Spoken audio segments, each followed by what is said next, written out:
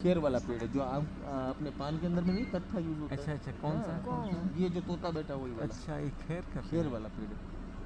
श्रीफल यहाँ पे दो टाइप वाला खेर है, एक बब्बर खेर और एक अपना नॉर्मल खेर जो बोलते हैं। बब्बर खेर अपना बड़ा वाला होता है, उनका तना वगैरह।